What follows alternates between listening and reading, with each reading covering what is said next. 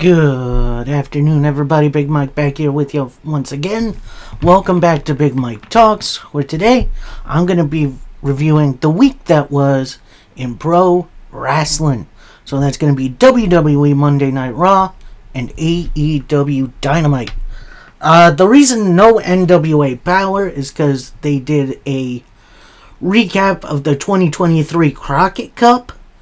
And that's going to lead into their debut on Roku, which is going to be this year's Crockett Cup. So, no power this week. So we're going to start off with a little Monday Night Raw. And then we get a highlight video, combined Saturday night's main event and Evolution, which was a little awkward, but it worked to tell the stories of what happened over the weekend. Then we start in ring with a Naomi promo, the new Women's World Champion.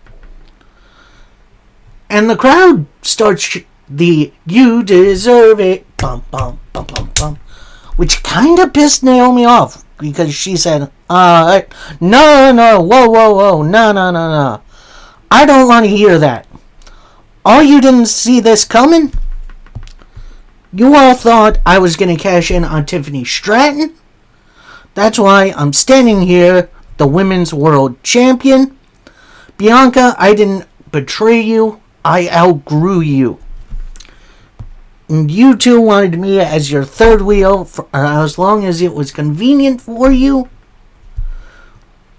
But now the question is, what comes next? I got my win at Evolution. I made history. All you women in the locker room proceed with call. And then at that moment, Rhea Ripley's music hits. She comes out, gets in the ring, grabs a microphone from some aide or something, says, "One thing you should know about me, Naomi, I'm the realness and I'm pissed. I had 2 goals at Evolution. That was to beat Io and get my title back. And now I can do both all again, coming soon. But Naomi, it's clear you made it onto my list." At that point, Io Sky comes out. She says, "Rhea, let's see the fact. I walked into Evolution as champion. Now I want my title back."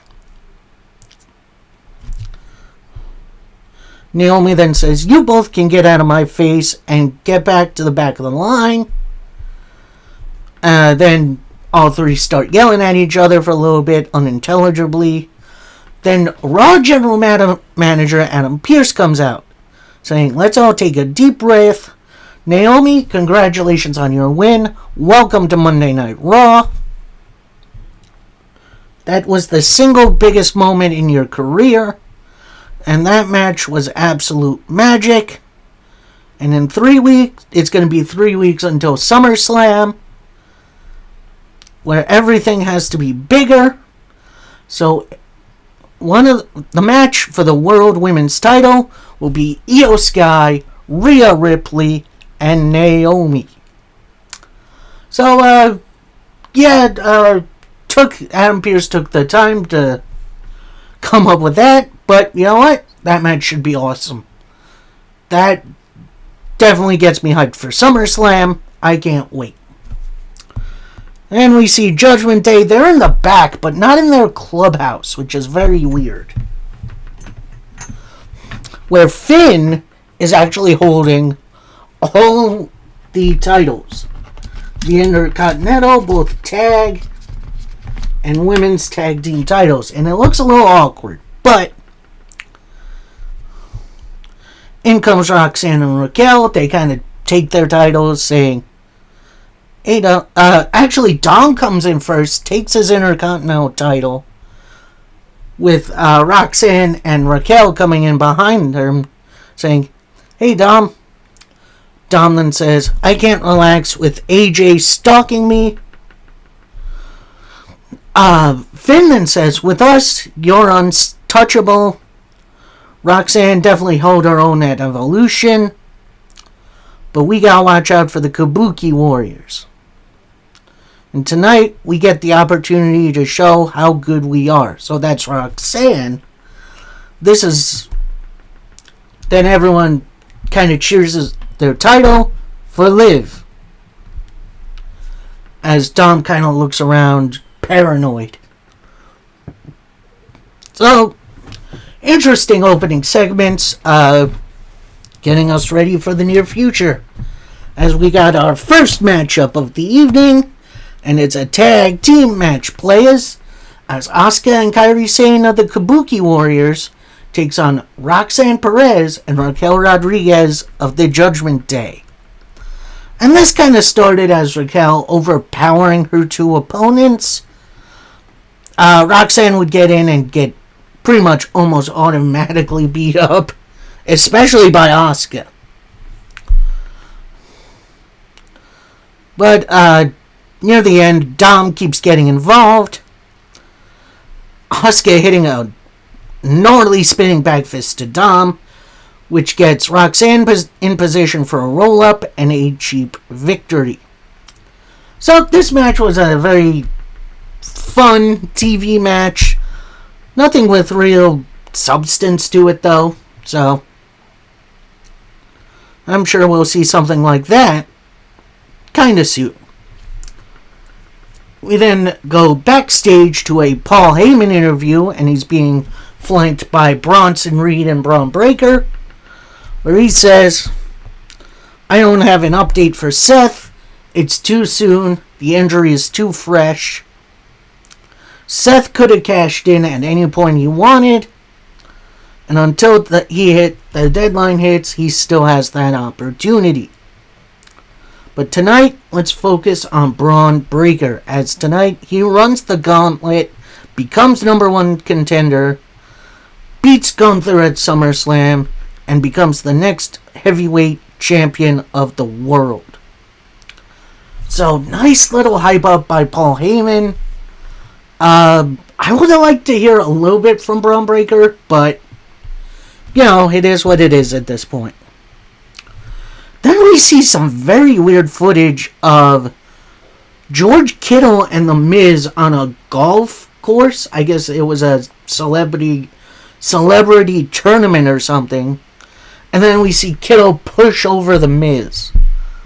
So, I don't know how this is going to fit into any stories. Are we going to see Kittle wrestle? I am definitely not sure. We again go backstage for a Lyra Valkyria interview, where she says to the interviewer, I'm sick and tired of asking about Bayley. After tonight, ask me about my match versus Becky Lynch. This brings in Bayley, and they kind of jaw at each other for a little bit, with Bayley saying, as much as you want this, I need this. Lyra's like, okay, may the best woman win. She goes for a handshake.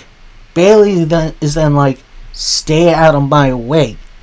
So this leads us to our next match, which is a 2 out of 3 falls match, where the winner faces Becky Lynch at SummerSlam. I'm going to say this, it's going to be a little controversial.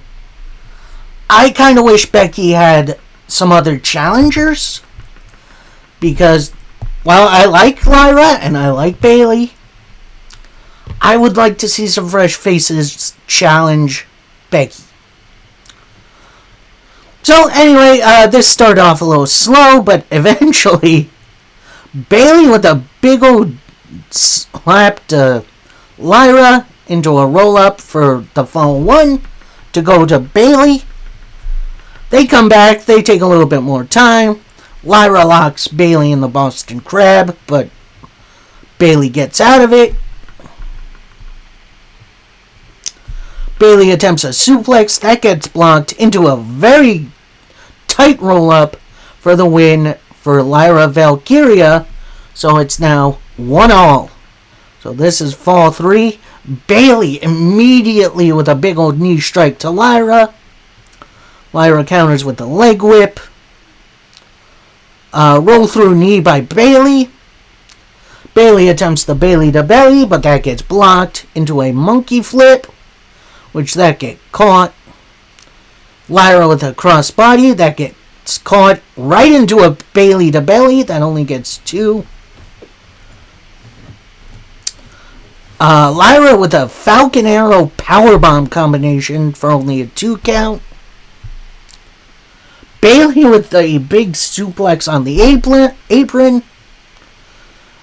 Bayley then kind of tussles with Lyra on the outside, attempting to keep her from getting back in the ring. Lyra does eventually make it back in. Bayley attempts the Rose Plant, that gets blocked. Into a roll-up for a 2 count. Lyra, a little later on, locking in the crossface. Bayley rolls it through, but that gets countered right into a Nightwing for the win for Lyra Valkyria. So she's going to be facing Becky at SummerSlam. This brings out the Women's Intercontinental Champion, and she has a stare down with her future opponent. I'm not sure what the end game is of this, because if Lyra just wins it here, I'm not sure what happens. So, yeah, I guess we'll see. Next up, we get the highlights from the Evolution Battle Royal, in which Stephanie Vaquer won, in which, heck yeah. We then get a little Stephanie Vaquer interview. She starts speaking Spanish at first. Then she continues in English, saying, "I can't do WWE more proud. I will be the future champion." Then in walks Chelsea Green and the Secret Service, with Green saying, "I should have won that Battle Royal. I should be representing WWE at SummerSlam. I want to know what La Mira means, because in Canadian it means takes your best shot. And while you could be doing that, this is still Green. I'm taking my best shot to a WWE Hall of Famer tonight." We then get a little sneak peek of SmackDown this week, in which we're going to see John Cena and Cody Rhodes under one roof. Then we get a Karrion Kross video promo, which was very interesting, where he says, "I see Sammy's injured again. You'll all think Sammy is so innocent, but he's a liar. He's a coward. And who shows up and does his best, loses, and tries all again. I gave Sammy an ultimatum last week, and he didn't like it. Sammy, when you're ready to go, come find me." I am so happy Kross is getting this time. He's, while not on the level of Bray Wyatt, he's still a good manipulator. And I feel like maybe not a forever feud, but a nice, decently long feud with Sami Zayn would do everyone good. And next up, this weird little match that I never thought I'd see. You got Nikki Bella for the first time in 12 years competing on a Monday Night Raw, taking on Chelsea Green. And this was, at least at first, the Nikki Bella show. Eventually, Green does get advantage back, including attempting an unpretty her, but that gets blocked into a DDT. Nikki was attempting to do something else off the ropes, but Alba Fire attacks Nikki Bella, with the ref distracted by Niven. Green again attempts the unpretty her, but Nikki Bella blocks it right into a rack attack for the Nikki Bella win. I will say this, Nikki definitely is decent in the ring, and I'm glad to see her back. I don't need to see more Nikki Bella on my TV. I'm sorry to say that. Sorry, Nikki Army, but this needs to end pretty soon. Post-match, we see Piper and Fire attacking Nikki Bella post-match. They pick up Chelsea Green. They all do the salute. Then out to make the save is Stephanie Vaquer, who runs off the Secret Harvest and stands tall with Nikki Bella. I think a nice little tag match one would be fun. Seeing a little past and future and present, honestly. Just have some fun. Anyway, next we see the New Day, who are still dressed all in black, and Grayson Waller, who is, I guess, the new Big E? I don't know. So they're talking to Adam Pearce in the back, where the New Day is demanding a rematch for the World Tag Team titles. And as a bribe, Waller has like a plate with a covering on it.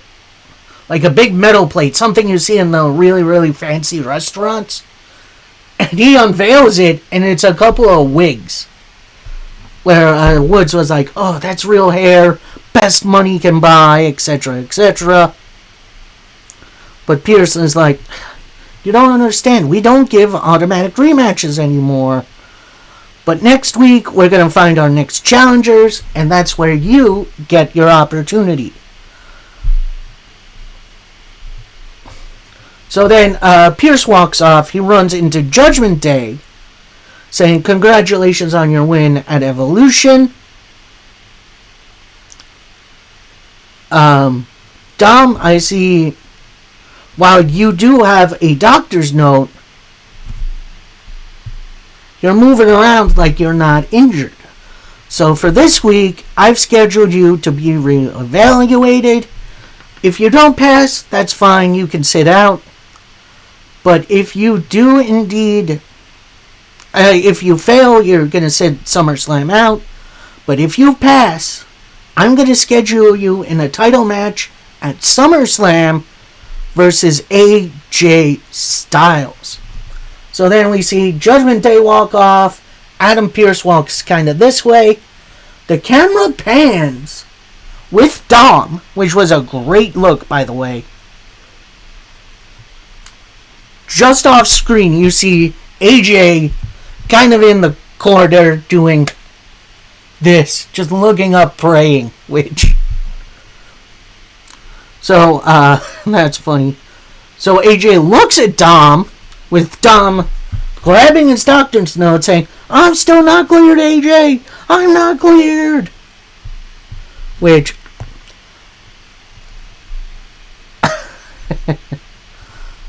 which I know kind of annoys some people because Dom hasn't defended his title in a while. This character has been awesome. Like, Dom's character work has greatly improved since as the years go on. And honestly, that match, eventual match with Styles, is going to be awesome.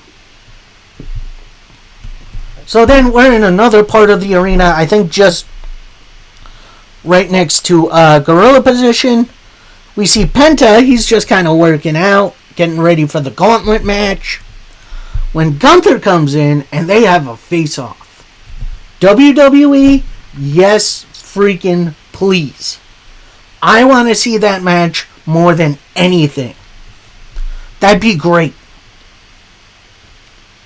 They have a little face-off and then Gunther kind of walks off. Then we have a little Rusev interview who's like, yeah, I'm ready to be done with Sheamus. I'm ready to move on. I just need my next target.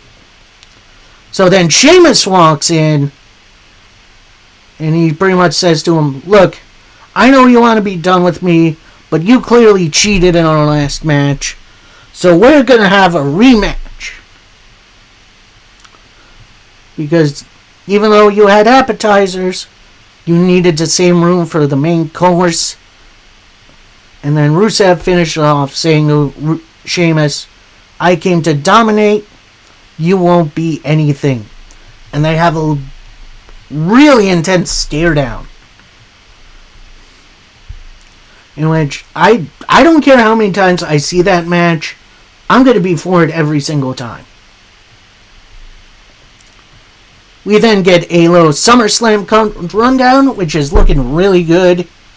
Besides the Jelly Roll, Randy Orton, Drew McIntyre, Logan Paul match. There's zero way I'd be looking forward to it. We then get a video recap of Randy Orton versus Drew McIntyre from Saturday night's main event, which was a fine match. Then we get a Gunther in-ring promo where he says, "I'm in a great move, and at Saturday night's main event, I retired Goldberg, and I know you all aren't the brightest, but Goldberg isn't here," as the crowd chants, "Goldberg." Gunther continues, "I kept every promise I made. I ended the myth of Goldberg. The only question now is, who's next?" Well, we all know who's potentially next, because not tonight, the 5 best will compete in a number 1 contenders match for SummerSlam. But it doesn't matter who I face, because when the bell rings, they are all the same. And as he peters off, out comes Braun Breaker with Paul Heyman. And then Heyman and Braun get in the ring. Heyman extends his hand to shake Gunther's. Gunther does shake it. So Gunther starts this off saying, "Listen, Heyman, I'm aware of who you guys are." Actually, Heyman was starting to do his, "Ladies and gentlemen, my name is Paul." But before he could get it out, Gunther puts his hand on the entire microphone and says, "Heyman, I'm aware of who you are. I'm not interested in what you have to say, so I'm going to leave." So Gunther starts to leave, but Braun Breaker stands in his way, and I'm going to say this again, yes please. So Heyman then goes on saying, "Tonight, Braun is going to run through this gauntlet, become number 1 contender. He's going to beat you for the World Heavyweight title. And we saw how you beat Goldberg, but you haven't been speared by Braun Breaker. Breaker is the next big thing. He's the big dog. This is Braun Breaker's yard. You don't want to know why? It's because he's a Steiner. And he's going to break through everyone in front of him, and he's going to be the new World Heavyweight Champion at SummerSlam. And his name is Braun Breaker." So Breaker then kind of pivots to the side, and Gunther leaves. Later on, we see he's up in a luxury box, which is, I'm so glad WWE are using those again. They signify something to me, honestly. So anyway, next up is a number 1 contenders gauntlet match to see the next contender for Gunther's world title at SummerSlam. Now, how gauntlet matches work? We start 1-on-1. When someone is eliminated, pinned or submitted in the match, they are eliminated. They go to the back. The next person comes in until everyone has had a turn, and the last man standing becomes number 1, wins the match. So, let's get into it. As our first match, we got Braun Breaker taking on Penta. And I'm going to say this, these two guys have some awesome chemistry. The finesse of Penta, along with the just sheer power of Braun Breaker, really works together to tell an interesting narrative. One point you see Penta go for a destroyer, but that gets blocked immediately. That's the finish. That gets blocked. Penta then backs up, hits a knee, goes for the Penta driver. That gets blocked. Penta tries for a crossbody. Braun spears him midair and eliminates him. That was a crazy spear. I do wish Penta was given a little bit more time, but I'm more than happy that he's in a main event-ish level, if that makes any sense. So the next match in, we got Bron Breakker taking on LA Knight. Yeah. And this entire time, Bron Breakker targeting the midsection of LA Knight, who is all wrapped up, while Knight is focusing more on the legs to kind of chop him down to that next level. LA Knight goes for a BFT, that gets blocked. Braun with an eye rake, a gut buster, and a spear to eliminate LA Knight. So our next matchup in the gauntlet, we got Bron Breakker taking on Jey Uso. And then after a dive, Uso gets back in the ring, and redoes his entrance in the ring, which I don't know. I feel like that was a wrong way to go. I know people like his entrance, but I kind of wish Jay took this a little bit more seriously. Anyway, after a couple of hip attacks, only to get a 2, Jay attempts a superplex that gets blocked into a Frankensteiner for a 2 count. Braun lines up for the spear. Jey Uso counters with a super kick. Hits another one right after. Jey Uso hits a spear only for a 2 count. Jay hits an Uso splash. But as he's making the pinfall, Bronson Reed comes out, grabs Jey Uso by the leg, and drags Jay from on top of Bron Breakker. Jay gets back in the ring, eats a spear by Breakker, so Jey Uso is eliminated. And that leaves our main event in the gauntlet. It's Bron Breakker running the gauntlet, taking on CM Punk. And I'm gonna say this might be a little controversial, I don't know. It kind of looks like CM Punk is slowing down a little. Like, he's not that energetic young guy he was anymore. Now, was this a bad match? Absolutely not. But I do feel like something felt a little off.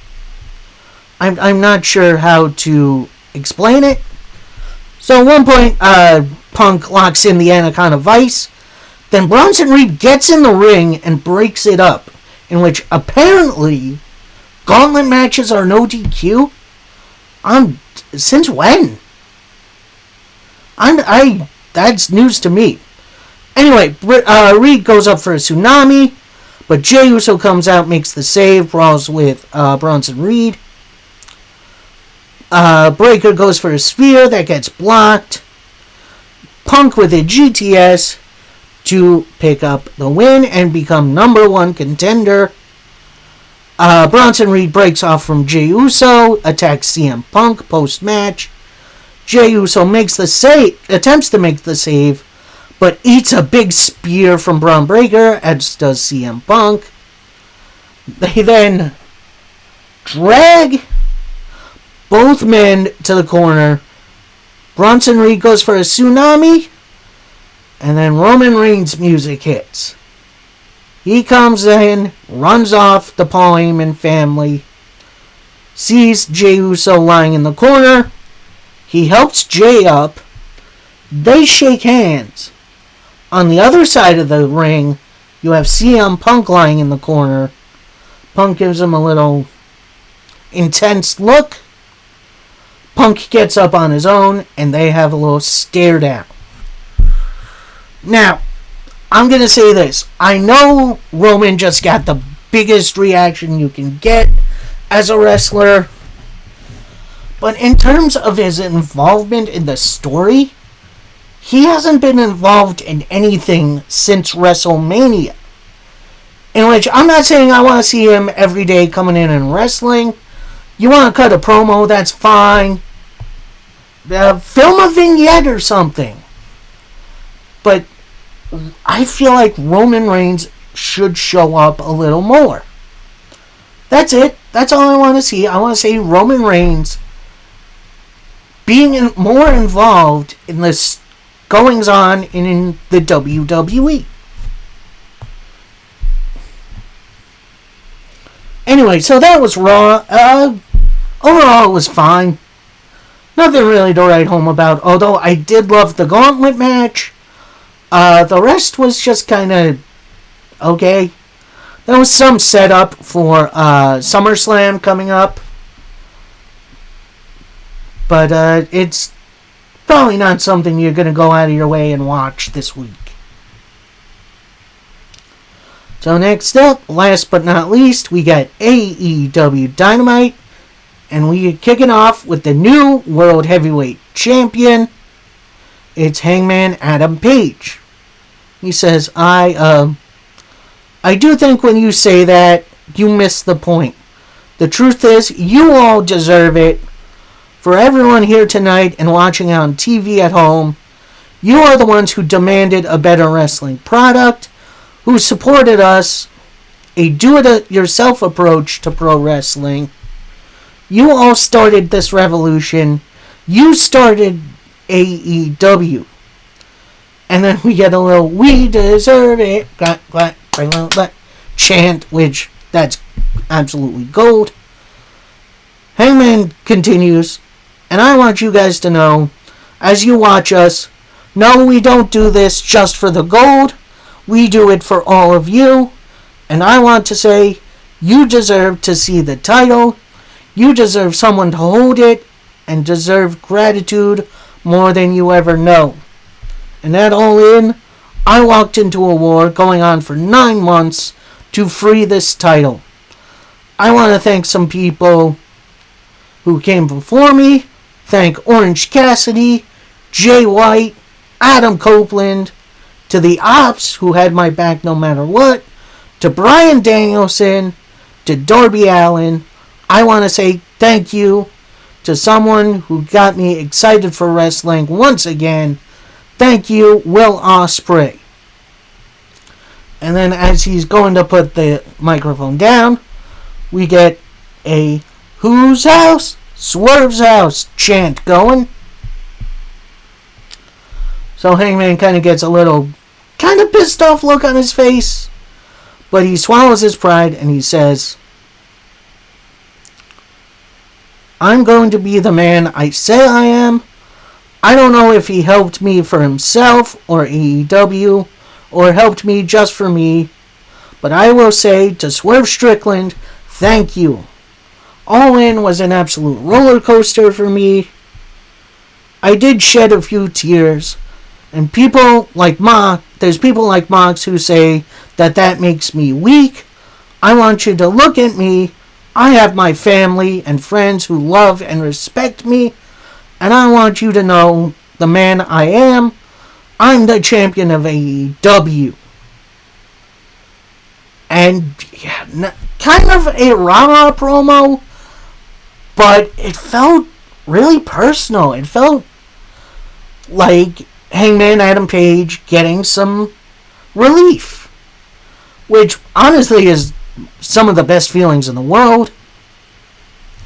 We then get a nice all-in recap in which, I know I've said this a million times before, but AEW are doing way better at doing vignettes, and this one for All In was perfect.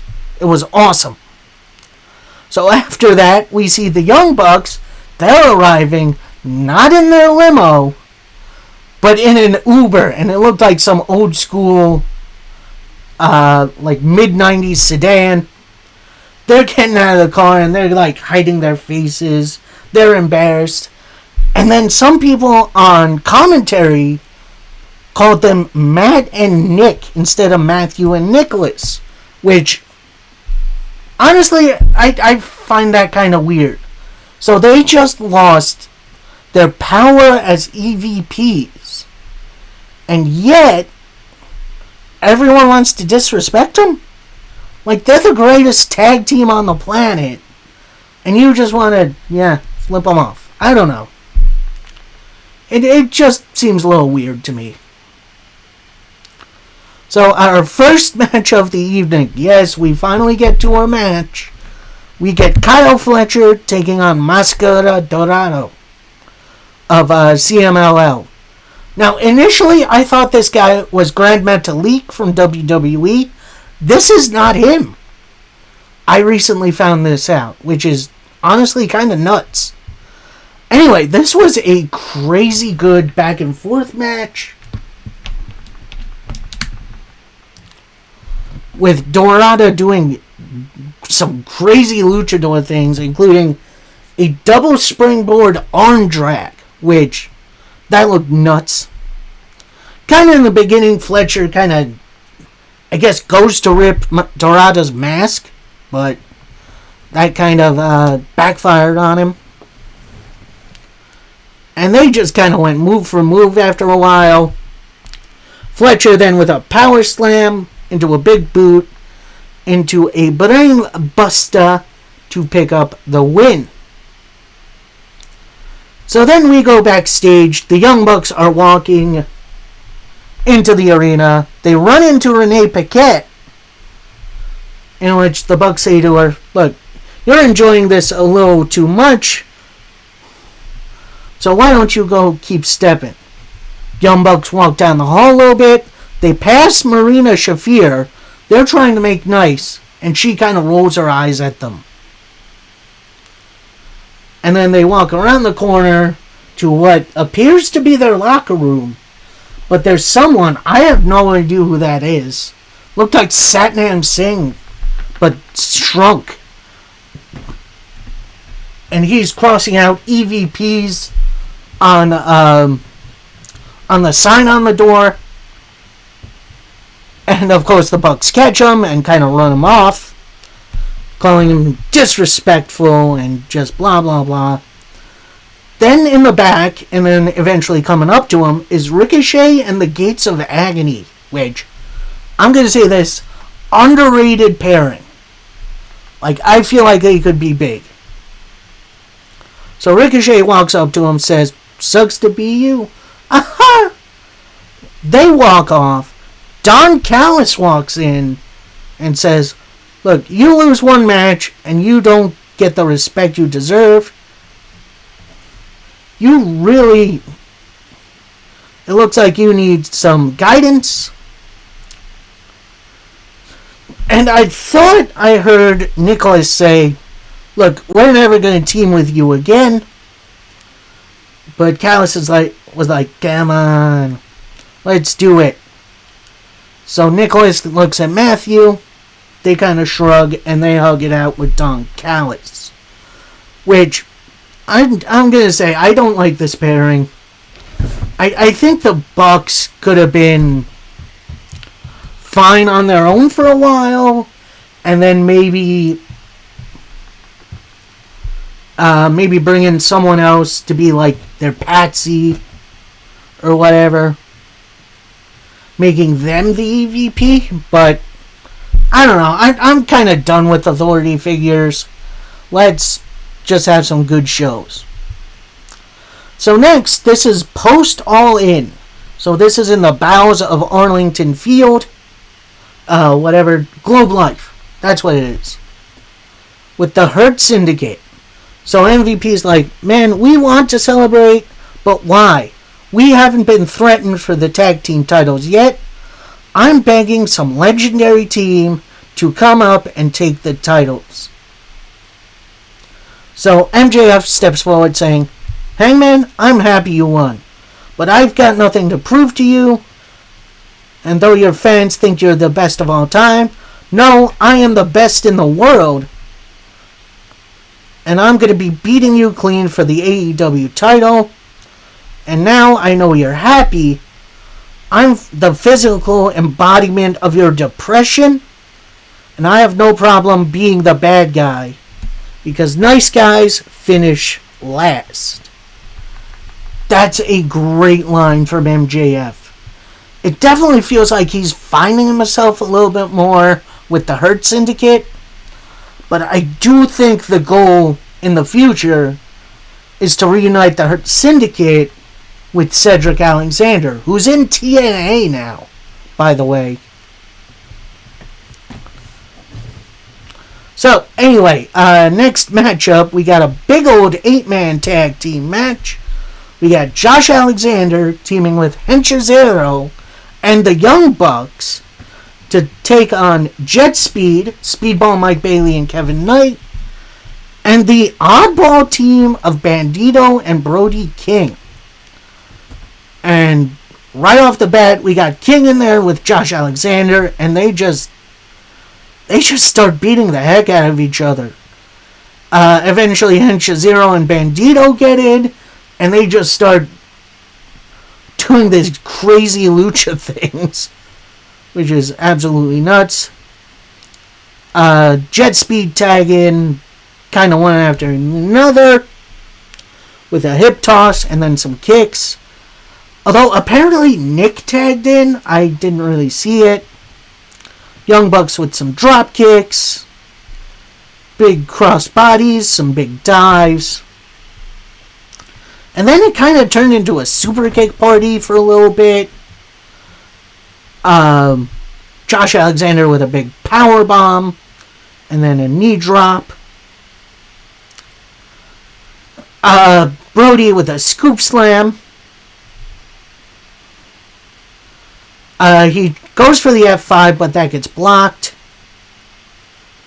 Then Matt and Nick tag in. They go for the EVP trigger, but as soon as they say it, they stop. They take a look at each other, and then they just kind of sulk. They then eat the couple of drop kicks.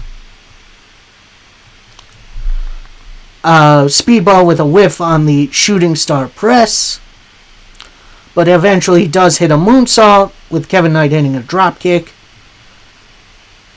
Kevin Knight with a super kick attempt, and Matt just kind of matrixes it, which is absolutely nutso. Young Bucks hit the TK driver. Go for the TK driver, but that gets blocked. Into a roll-up attempt, but that gets blocked as well. Big knee drop from Mike Bailey. Tags in Brody King and just starts beating the heck out of everybody, including a big old cannonball. Bandito with a dive. Mike Bailey with a moonsault. Kevin Knight attempts the Spanish fly, but that gets blocked. Into a knee from Kevin Knight, a moonsault from Bailey, big clothesline from Brody King, right after a fall-away slam off the top rope for a 2 count. Young Bucks come in with a couple of super kicks, suplex from Josh Alexander, a kind of kick big boot combination from the Bucks, and then a Rana from Henchazero. Couple more super kicks to the interfering boys. Matt then has Speedball Mike Bailey held for a super kick from Nick. Bailey ducks out of the way. Super kick hits Matt. Oh, the Young Bucks breaking up.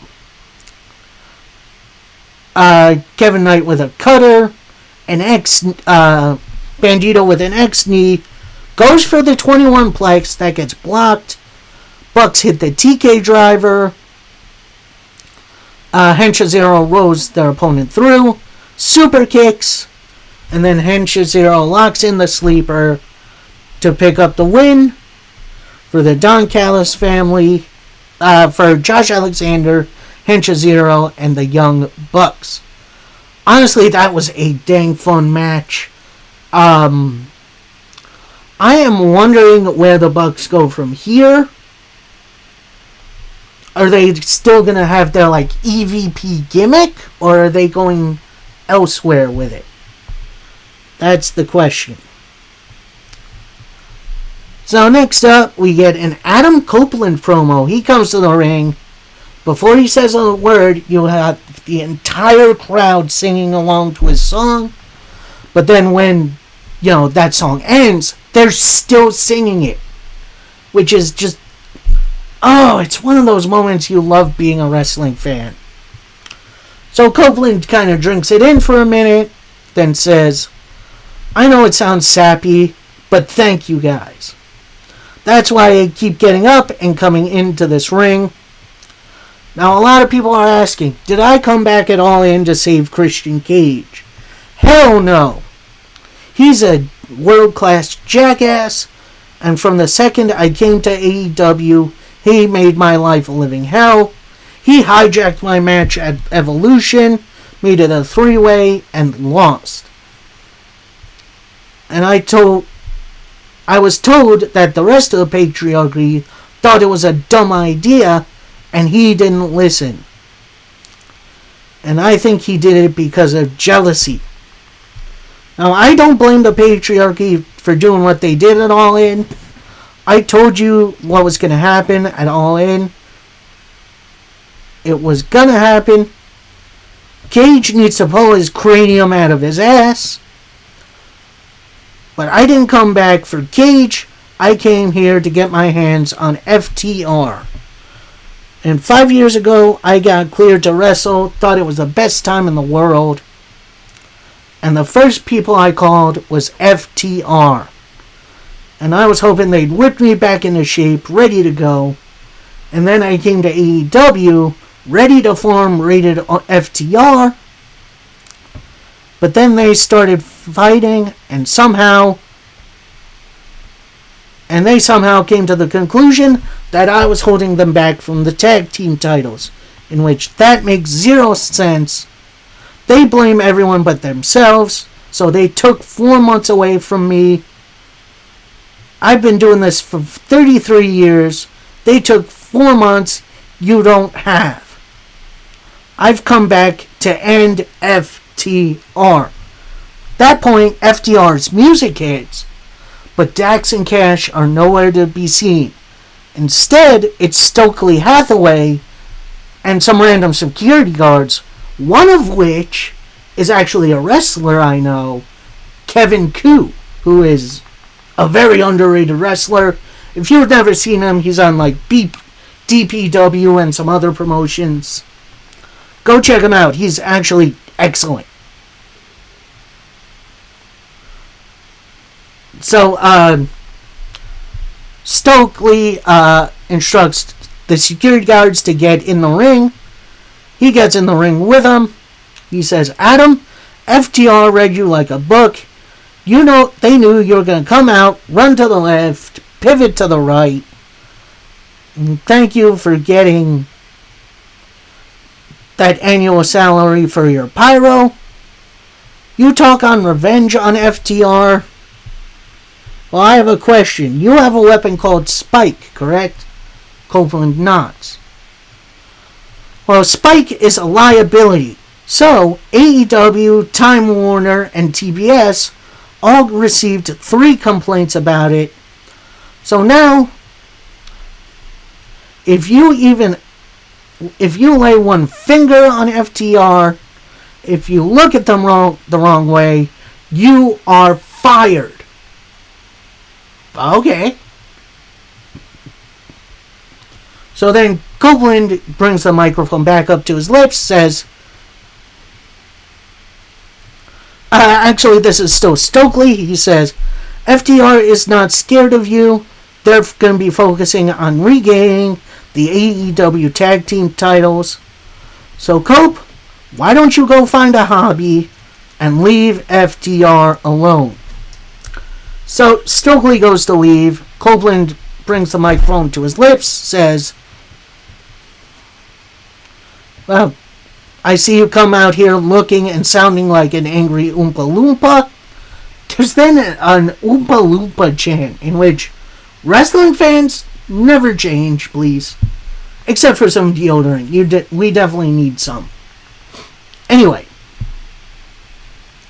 So Copeland continues. So let me get this straight. If I attack FTR, I'm fired. But you never said anything about laying a hand on yourself. So Stokely kind of gets a big wide-eyed oh shit look. He sends security to go after Cope. Cope fights him off. Stokely looked like he was about to leave the ring. Then we see Edge set up for the spear. Spears Stokely right out of his boots. In which that's an insane segment. I think it's obvious the direction we're going for this feud. We're going to see FTR versus Edge and Christian, which, honestly, yes, please. That sounds awesome. But, yeah, we'll see if Christian Cage finds himself. So next up, we got a recap of Fyter Fest with the... I'm going to say it was like a number one contenders match. I really forget. Then we see Mark Briscoe. He's in the back somewhere. He says, if it quacks like a duck, if it looks like a duck, it's a duck. Well, if it talks like a bitch, looks like a bitch, it's a bitch. MJF, there's two things I wanted to do to you at All In. Kick your ass and win the match. And you thought I'd be done with you? We're not done. The world got to experience the Briscoes for only a short period of time. Well, you only experienced a portion of them boys. And that's the other side. MJF, I will make you pay for your sins. Alright, let's see Mark Briscoe finish this. I'm game. So next up, we get a fatal 4-way where the winner gets, I want to say it was like 40,000. So it's Thekla, Chris Statlander, Willow Nightingale, and Queen Aminata. And I'm going to say this, I really like what AEW does for its fatal 4-way matches. And that it isn't just, oh, you got two people on the outside and then a one-on-one in the ring. They have both pairings going the entirety of the match. And it was a little bit of a cluster, but it was definitely enjoyable. After a Babe with Powerbomb, Chris Statlander drags Willow off of the pinfall after a 2. They brawl to the back after a stomp by Queen Aminata for a 2 count.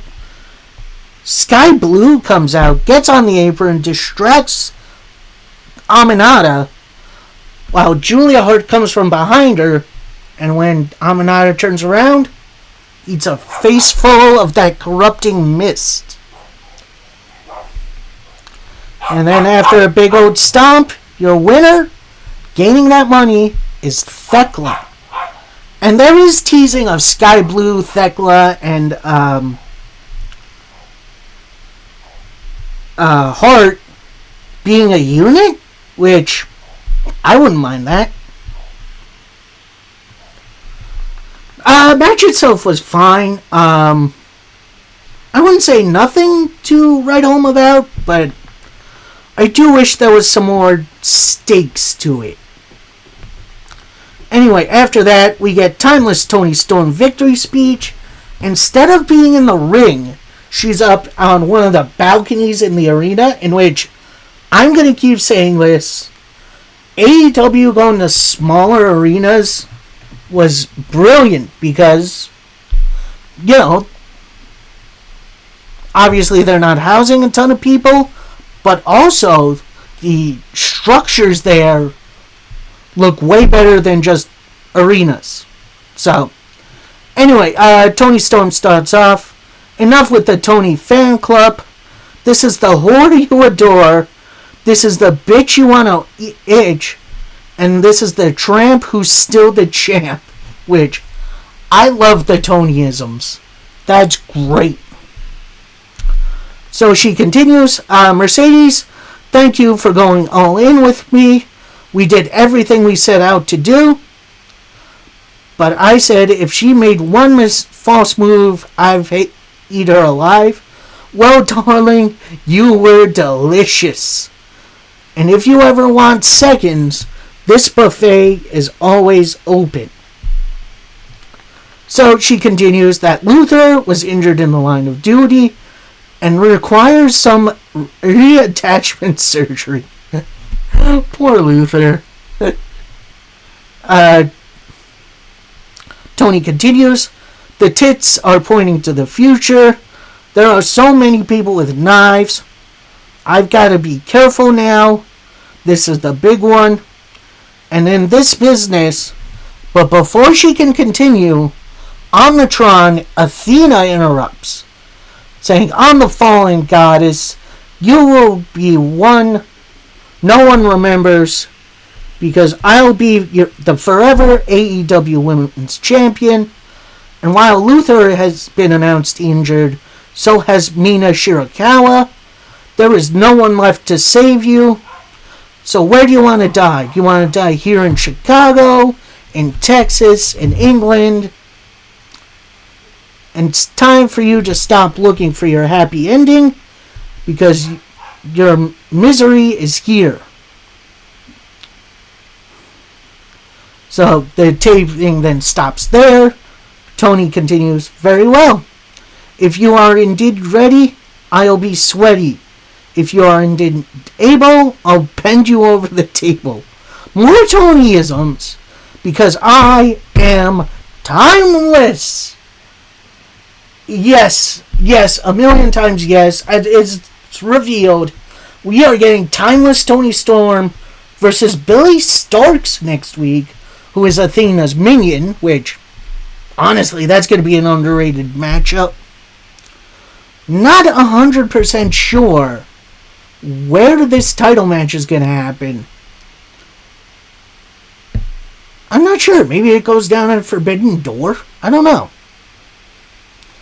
Anyway, so we go backstage for a promo from Nick Wayne, Kip Sabian, and Mama Wayne, the former Patriarchy. We see Kip Sabian start saying, Cage, I chose you, I took bullets for you, but now I've discovered my purpose to support my brother, Nick. Then Mama Wayne retorts saying, reality is, these are my boys. This is my protege, Nick Wayne. So Nick Wayne then finally gets a chance to talk, says, Cage, the answer is simple as your past expiration date. You took your own path, and I'm only 20 and the youngest champion in company history. It's not about how many titles I will win, I am going to win. It's about how many titles I will win in the future. You created this monster. Now you have to live with me now and forever. I'm going to say this. This might be a little controversial. I think they're going to keep Nick Wayne as a heel. He doesn't really need to talk. Not saying he's a bad talker, but he definitely either needs some work or he needs to let Mama Wayne talk for him. Or Kip Sabian. Either way would be good. So next match, this one was very interesting, very weird, as it's Kazuchika Okada taking on who I thought was Sean Maluda. If you don't remember him, he was in the Cruiserweight Classic tournament back in the day. Haven't seen him in a while, so this guy was definitely dressed like him. It probably wasn't him, but yeah, this was 100% the Kazuchika Okada show. Maluda tries to go for a kick. Okada catches it, hits him with an elbow, big old drop kick right into the Rainmaker for the win. And at that point, you see Don Callis gets in the ring, has a microphone, says, ladies and gentlemen, Okada has something very important to say. So Callis gives the microphone to Okada, who says, hey Swerve, you screwed my friends, the Young Bucks. You bitch. So then Swerve's music hits. He comes out. He is dressed to the nines. Like, he has the coolest looking suit on I've ever seen. Swerve gets into the ring. He has a face-off with Okada. Okada was about to say something, but then Swerve grabs the mic while Okada still has it in his hand and says, "Don't do that. What are you going to do about it, bitch?" So Okada looks to attack Swerve, but Callis is holding him back and leads him out of the ring. A Swerve Okada program. I'm going to say I did not see that one potentially coming, but yeah, that sounds like fun. That sounds like a whole lot of fun. As we move to our main event of the evening, and it's a trios match, as we got the Death Riders, so that's Jon Moxley, Wheeler Yuta, Kazuchika Okada, Claudio Castagnoli, taking on Hangman Adam Page, Mark Briscoe, and Powerhouse Hobbs. And we start with Claudio and Hobbs, who just beat the ever-loving crap out of one another. Yuta eventually gets in, hits a couple other things. Mark Briscoe's in, hits some uppercuts. Hobbs back in with some clotheslines. Attempts a power slam, but that gets blocked. Yuta attempts a crossbody, but that gets caught by Hobbs. And then Moxley comes in and just like yanks on Hobbs' hair for a minute. In which Briscoe comes in and just kicks the heck out of Moxley. After some time in, Moxley eventually does tag in. But then so does Hangman. So Moxley backs off, tagging in Claudio, who just lays it in with the uppercuts. Yuta eventually tags in, hitting the hammer and anvil elbow. Goes for the Busaiku knee, that gets blocked into a big power slam. Mark Briscoe tags in, hits the elbow, couple of strikes. Goes for a suplex, but that gets blocked into an enziguri. Attempts the froggy bow, but Yuta and Shafir distract Mark Briscoe. Moxley with a big DDT into an elbow drop for a 2 count. Locks in the crossface. Briscoe locks in the crossface. Mox gets in the ropes. Moxley then with a pile driver for 2. Then everyone gets in the ring and they just brawl all over the arena, all over ringside. Page and Yuta then tag in. Page just destroying this young man after a fallaway slam. Yuta attempts a clothesline that gets blocked into a pop-up powerbomb for a 2 count. Yuta and Claudio then with the rocket launcher for a 2. Yuta tags in Claudio. They go for the Doomsday device. That gets blocked. Couple elbows from Briscoe. Big old clothesline over the top. Big dive. Big moonsault from Hangman. They get him back in. Hangman was about to hit the buckshot lariat, but Mox walks in the way and just starts biting his forehead. Hobbs with a big spinebuster. Yuta with a Busaiku knee. Mark Briscoe with a froggy bow. Hangman attempts the buckshot lariat. That gets blocked.